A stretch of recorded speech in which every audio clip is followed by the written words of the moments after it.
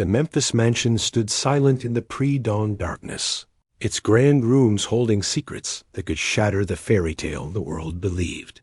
Priscilla Presley's hands trembled as she clutched the lipstick-stained handkerchief, evidence of what she'd suspected for months. The king of rock and roll was about to face his queen, and tonight the crown would either be saved or destroyed forever. Behind the closed doors of Graceland, where screaming fans never ventured, a different kind of performance was about to begin. One where the stakes weren't applause or record sales, but the very soul of a marriage built on dreams, lies, and a love that might not be enough to survive the truth. What Elvis would reveal in the next few hours would change everything, not just for them, but for the legacy of the most famous couple in America. Some secrets, once spoken, can never be taken back. The grandfather clock in the foyer struck 3 a.m. as Priscilla descended the curved staircase, her silk robe flowing like liquid moonlight. She'd found Elvis in his music room, hunched over the piano, his fingers dancing across keys that sang of heartbreak and regret. The irony wasn't lost on her. Singing about love again? Her voice cut through the melody like a blade through silk. Elvis's hands stilled. He didn't turn around, but she could see his shoulders tense beneath his black shirt. "Scylla, honey, you should be sleeping." Hard to sleep when your husband's cologne is on another woman's underwear. She threw the evidence onto the piano bench beside him. "Found this in your car, along with her earring." The silence stretched between them like a chasm. When Elvis finally turned, his blue eyes held a mixture of guilt and something else, that made her stomach drop. "Relief? How long have you known?" he asked quietly. "Long enough to count at least 3 different perfumes on your clothes this month." Priscilla's voice remained steady, though her heart was racing.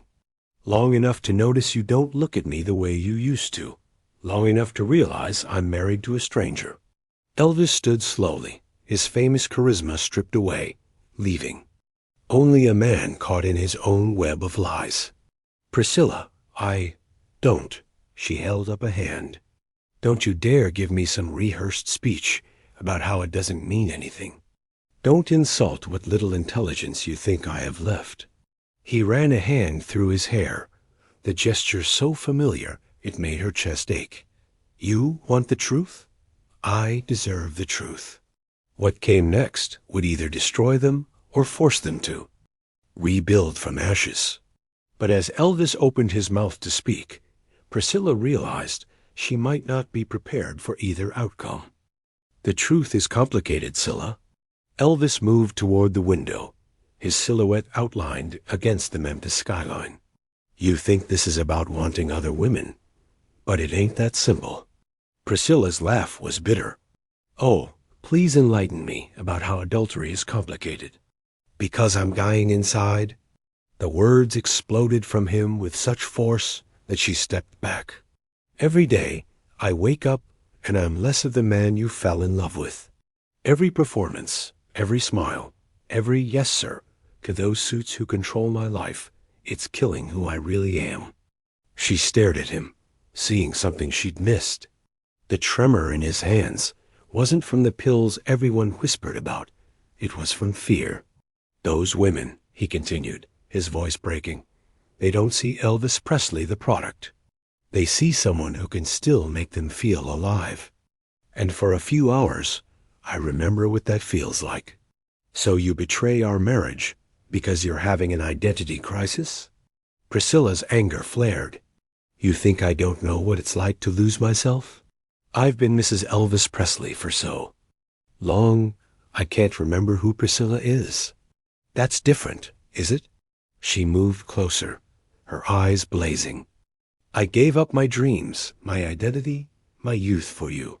I became what you needed me to be.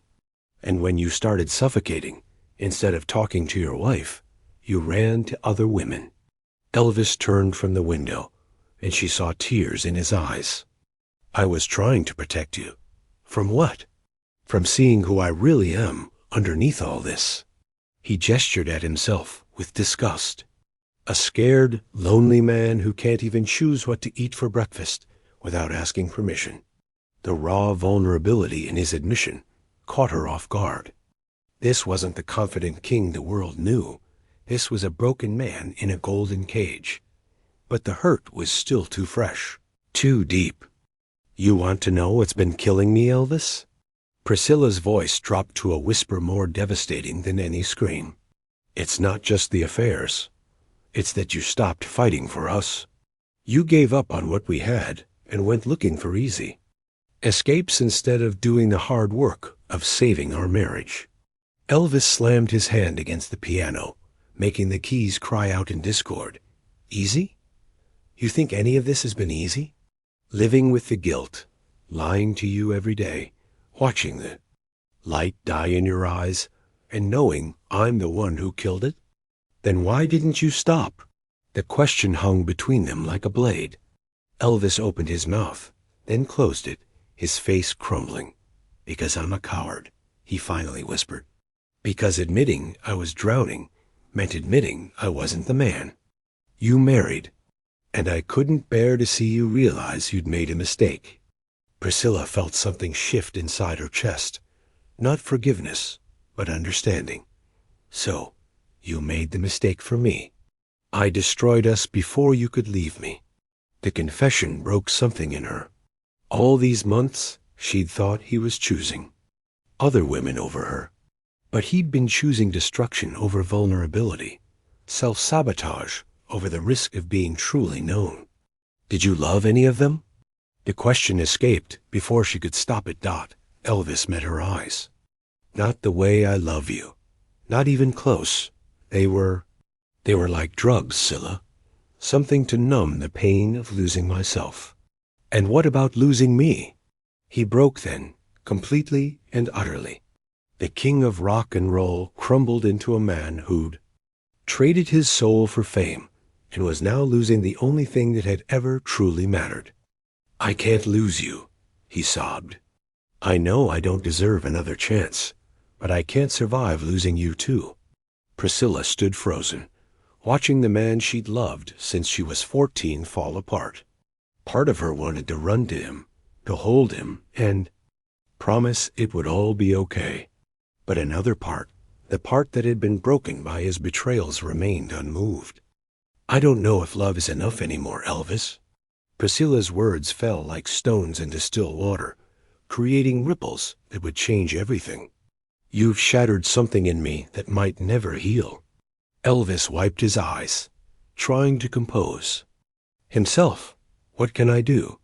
Tell me how to fix this." "I don't know if you can." She sank into the chair across from him, suddenly exhausted. "Trust isn't something you can fix with flowers and promises. It's something you build, day by day, choice by choice. And you've been making the wrong choices for months." "Then what are you saying?" Priscilla looked around the room where they'd shared so many happy moments, late-night talks, quiet mornings, dreams of their future. Now it felt like a mausoleum of what they used to be. "I'm saying I need time. Real time, away from here, away from you, to figure out who I am when I'm not trying to save us." Her voice grew stronger. "And you need to figure out who you are when you're not running from yourself. You're leaving me. I'm choosing myself for the first time in years." The admission surprised her with its clarity. "I've spent so long being afraid of losing you that I lost myself instead. I won't do that anymore." Elvis stood, desperation in every line of his body. "Scylla, please. No." Her voice was firm now, decisive. "If you really love me the way you claim, then you'll let me go. You'll get help, real help, not just promises to do better. You'll figure out how to be Elvis and still be the man I fell in love with. And if I do all that?" Priscilla met his eyes, seeing both the boy she'd fallen for and the stranger he'd become.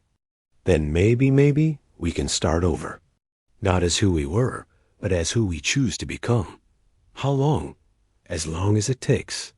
The silence stretched between them, heavy with the weight of a love that might survive or might become a beautiful memory. Either way, the fairy tale was over. What came next would be real messy, uncertain, and entirely up to them. 6 months later, as Priscilla signed the papers that would legally end their marriage, she thought about that night at Graceland. They'd both learned that sometimes love means knowing when to let go. Elvis had entered therapy, stepped back from performing, and begun the hard work of rediscovering himself. She'd moved to California, started dance classes, and remembered what it felt like to make her own choices. They still talked carefully, honestly, without the desperate need that had once defined them. Maybe they'd find their way back to each other. Maybe they wouldn't. But for the first time in years, both were becoming whole people again. Sometimes the greatest act of love is setting someone free to find themselves. What do you think happened next? Share your thoughts in the comments below. Did Elvis and Priscilla find their way back to each other? Or was letting go the truest expression of their love? Let us know what you believe their real happily ever after looked like.